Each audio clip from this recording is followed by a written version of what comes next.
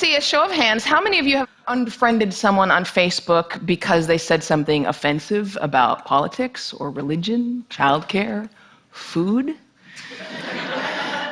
And how many of you know at least one person that you avoid because you just don't want to talk to them? You know, it used to be that in order to have a polite conversation, we just had to follow the advice of Henry Higgins in My Fair Lady, stick to the weather and your health. But these days, with climate change and anti-vaxxing, those subjects are not safe either. So this world that we live in, this world in which every conversation has the potential to devolve into an argument, where our politicians can't speak to one another, and where even the most trivial of issues have someone fighting both passionately for it and against it, it's not normal. Pew Research did a study of 10,000 American adults, and they found that at this moment we are more polarized, we are more divided than we ever have been in history. We're less likely to compromise, which means we're not listening to each other, and we make decisions about where to live, who to marry, and even who our friends are going to be based on what we already believe. Again, that means we're not listening to each other. A conversation requires a balance between talking and listening, and somewhere along the way we lost that balance. Now, part of that is due to technology, the smartphones that you all either have in your hands or close enough that you could grab them really quickly. According to Pew Research, about a third of American teenagers send more than 100 texts a day. And many of them, almost most of them, are more likely to text their friends than they are to talk to them face to face. There's this great piece in The Atlantic. It was written by a high school teacher named Paul Barnwell. And he gave his kids a communication project. He wanted to teach them how to speak on a specific subject without using notes. And he said this: I came to realize that conversational competence might be the single most overlooked skill we fail to teach. Kids spend hours each day engaging with ideas and each other through screens, but rarely do they have an opportunity to hone their interpersonal communication skills. It might sound like a funny question, but we have to ask ourselves, is there any 21st century skill more important than being able to sustain coherent, confident conversation? Now, I make my living talking to people. Nobel Prize winners, truck drivers, billionaires, kindergarten teachers, heads of state, plumbers. I talk to people that I like, I talk to people that I don't like, I talk to some people that I disagree with deeply on a personal level, but I still have a great conversation with them. So I'd like to spend the next 10 minutes or so teaching you how to talk and how to listen. Many of you have already heard a lot of advice on this. Things like look the person in the eye, think of interesting topics to discuss in advance, nod and smile to show that you're paying attention. Repeat back what you just heard or summarize it. So I want you to forget all of that. It is crap. There is no reason to learn how to show you're paying attention if you are, in fact, paying attention.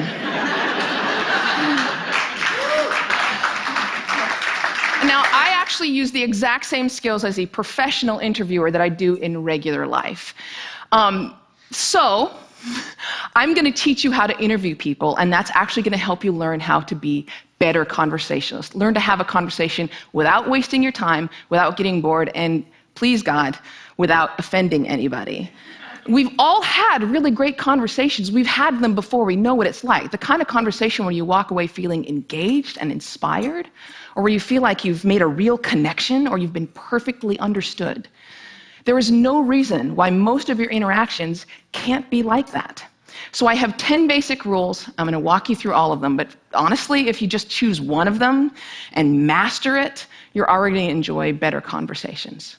Number 1, don't multitask.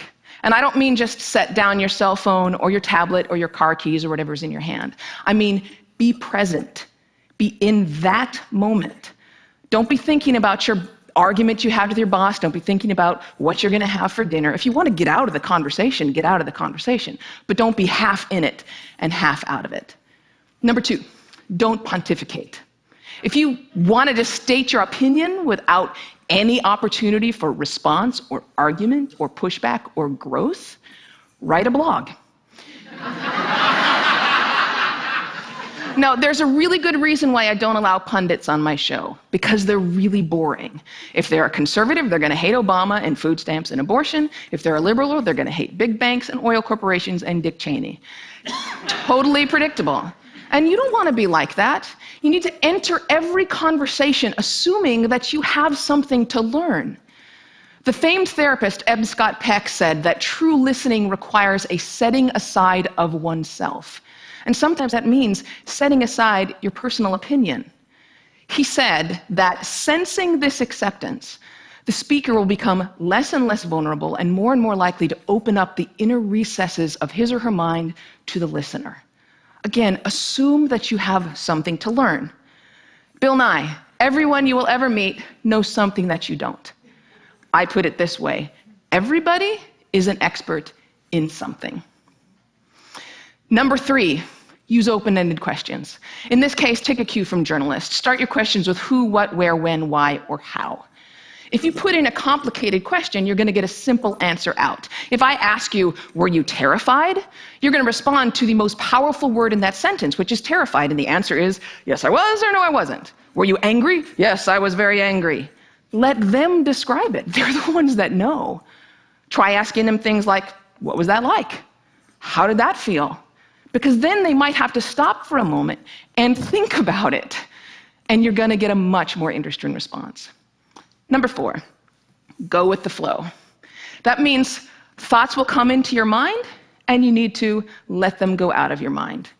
We've heard interviews often in which a guest is talking for several minutes, and then the host comes back in and asks a question which seems like it comes out of nowhere, or it's already been answered. That means the host probably stopped listening 2 minutes ago because he thought of this really clever question, and he was just bound and determined to say that. And we do the exact same thing. We're sitting there having a conversation with someone, and then we remember that time that we met Hugh Jackman in a coffee shop. And we stop listening. Stories and ideas are going to come to you. You need to let them come and let them go. Number 5, if you don't know, say that you don't know. Now, people on the radio, especially on NPR, are much more aware that they're going on the record.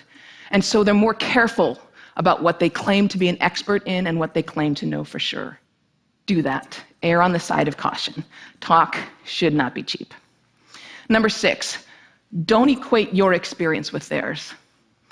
If they're talking about having lost a family member, don't start talking about the time that you lost a family member. If they're talking about the trouble that they're having at work, don't tell them about how much you hate your job. It's not the same. It is never the same. All experiences are individual. And more importantly, it is not about you. You don't need to take that moment to prove how amazing you are or how much you've suffered. Somebody asked Stephen Hawking once what his IQ was, and he says, I have no idea. People who brag about their IQs are losers. Conversations are not a promotional opportunity. Number 7, try not to repeat yourself. It's condescending, and it's really boring. And we tend to do it a lot, especially in work conversations or in conversations with our kids. We have a point to make, so we just keep rephrasing it over and over. Don't do that. Number 8, stay out of the weeds. Frankly, people don't care about the years, the names, the dates, all those details that you're struggling to come up with in your mind. They don't care. What they care about is you. They care about what you're like, what you have in common. So forget the details. Leave them out.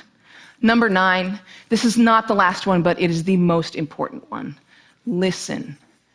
I cannot tell you how many really important people have said that listening is perhaps the number one most important skill that you could develop. Buddha said, and I'm paraphrasing, if your mouth is open, you're not learning. And Calvin Coolidge said, no man ever listened his way out of a job. Why do we not listen to each other? Number 1, we'd rather talk. When I'm talking, I'm in control. I don't have to hear anything I'm not interested in. I'm the center of attention. I can bolster my own identity. But there's another reason. We get distracted. The average person talks at about 225 words per minute, but we can listen at up to 500 words per minute. So our minds are filling in those other 275 words. And look, I know it takes effort and energy to actually pay attention to someone. But if you can't do that, you're not in a conversation.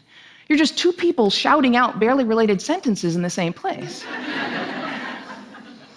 You have to listen to one another. Stephen Covey said it very beautifully. He said, most of us don't listen with the intent to understand. We listen with the intent to reply. One more rule, and number 10, and it's this one: be brief.